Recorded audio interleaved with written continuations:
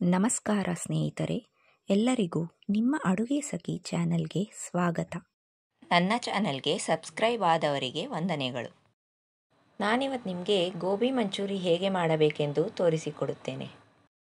ಗೋಬಿ ಮಂಚೂರಿ ಮಾಡಲು ಬೇಕಾದ ಪದಾರ್ಥಗಳು: gobi 1 bowl, 3 spoon maida, tomato sauce 2 spoon, cornflour 3 spoon, ಈರುಳ್ಳಿ 1 ಸಣ್ಣ ಬೌಲ್, ರುಚಿಗೆ ತಕ್ಕಷ್ಟು ಉಪ್ಪು, ಟೊಮೆಟೊ ಪೇಸ್ಟ್ 1 ಮುಕ್ಕಾಲು ಬೌಲ್ ಈರುಳ್ಳಿ ಪೇಸ್ಟ್, ಅಚ್ಚ ಖಾರದ ಪುಡಿ ಸ್ವಲ್ಪ, ಶುಂಠಿ ತುರಿದಿರುವುದು ಸ್ವಲ್ಪ, 2 ಹಸಿರು ಮೆಣಸಿನಕಾಯಿ ಸಣ್ಣಗೆ ಹೆಚ್ಚಿರುವುದು, ಬೆಳ್ಳುಳ್ಳಿ 1 8 ಇಲುಕು ಸಣ್ಣಗೆ ಹೆಚ್ಚಿರುವುದು, ವೆನಿಗರ್ 1 ಸ್ಪೂನ್, ಕರಿಯಲು ಎಣ್ಣೆ. 1 ಬೌಲ್ ತೆಗೆದುಕೊಂಡು ಎಲ್ಲ ಗೋಬಿಯನ್ನು ಹಾಕಿ ಉಗುರು ಬೆಚ್ಚಗಿನ ನೀರನ್ನು ಹಾಕಿಕೊಳ್ಳಬೇಕು.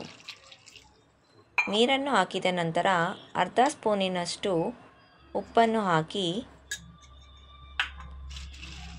ಅದನ್ನು ಸ್ವಲ್ಪ ಈ ರೀತಿ ಮಿಕ್ಸ್ ಮಾಡಿ ತಟ್ಟೆಯನ್ನು ಮುಚ್ಚಿ 15 ನಿಮಿಷ ಹಾಗೆ ಇಡಬೇಕು. ಇನ್ನೊಂದು ಮಿಕ್ಸಿಂಗ್ ಬೌಲ್ ತೆಗೆದುಕೊಂಡು ಕಾರ್ನ್ಫ್ಲೋರ್, ಮೈದಾ, ಅಚ್ಚ ಖಾರದ ಪುಡಿ,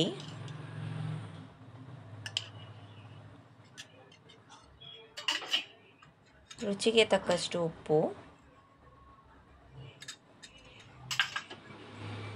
ಸ್ವಲ್ಪವೇ ನೀರನ್ನು ಹಾಕಿಕೊಂಡು ಇದನ್ನು ಮಿಕ್ಸ್ ಮಾಡಿಕೊಳ್ಳಬೇಕು.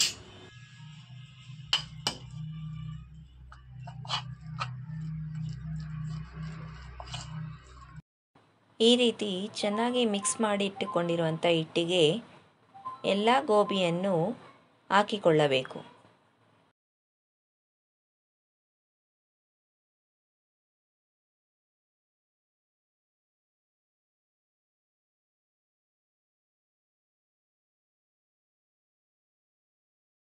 ಹಾಕಿಕೊಂಡ ನಂತರ ಈ ರೀತಿ ಚೆನ್ನಾಗಿ ಮಿಕ್ಸ್ ಮಾಡಿಕೊಳ್ಳಬೇಕು.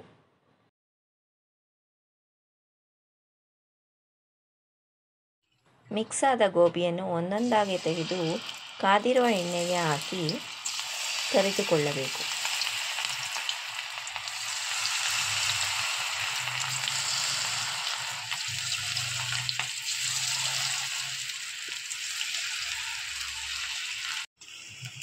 ಕರಿದುಕೊಂಡಿರುವ ಗೋಬಿಯನ್ನು ಒಂದು ಟಿಶ್ಯೂ ಪೇಪರ್ ಇರುವ ಬೌಲಿಗೆ ಹಾಕಿಕೊಳ್ಳಬೇಕು.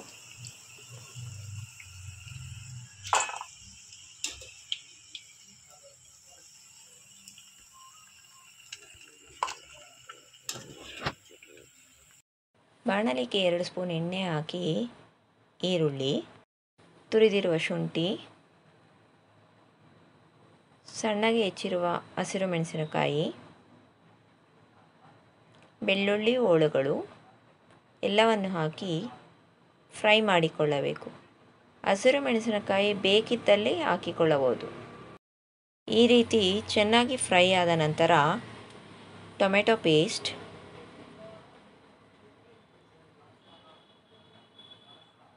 ಈರುಳ್ಳಿ ಪೇಸ್ಟ್,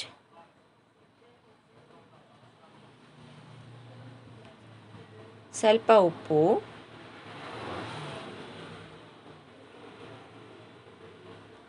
ಅಚ್ಚ ಖಾರದ ಪುಡಿ ಸ್ವಲ್ಪ ಎಲ್ಲವನ್ನು ಹಾಕಿಕೊಂಡು ಚೆನ್ನಾಗಿ ಮಿಕ್ಸ್ ಮಾಡಿಕೊಳ್ಳಬೇಕು. ಇದು ಚೆನ್ನಾಗಿ ಕುದಿ ಬಂದ ನಂತರ ಇದಕ್ಕೆ ಟೊಮೆಟೊ ಸಾಸನ್ನು ಹಾಕಿ 1 ನಿಮಿಷ ಕುದಿಸಿಕೊಳ್ಳಬೇಕು.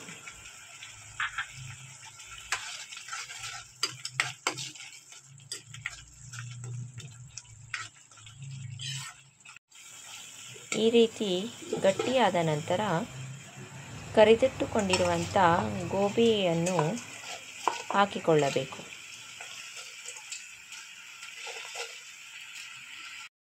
ಎಲ್ಲ ಗೋಬಿಯನ್ನು ಹಾಕಿದ ನಂತರ ಈ ರೀತಿ ಚೆನ್ನಾಗಿ ಮಿಕ್ಸ್ ಮಾಡಿಕೊಳ್ಳಬೇಕು.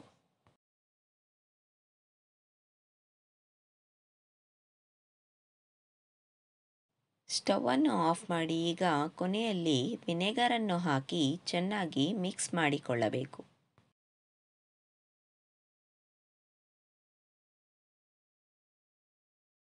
ಈಗ ರುಚಿಕರವಾದ ಗೋಬಿ ಮಂಚೂರಿ ಸವಿಯಲು ಸಿದ್ಧ. ಇದನ್ನು ಮನೆಯಲ್ಲಿ ಮಾಡಿ ಸವಿಯಿರಿ. ಇಷ್ಟವಾದಲ್ಲಿ ನನ್ನ ಚಾನಲ್ಗೆ ಸಬ್ಸ್ಕ್ರೈಬ್ ಮಾಡಿ.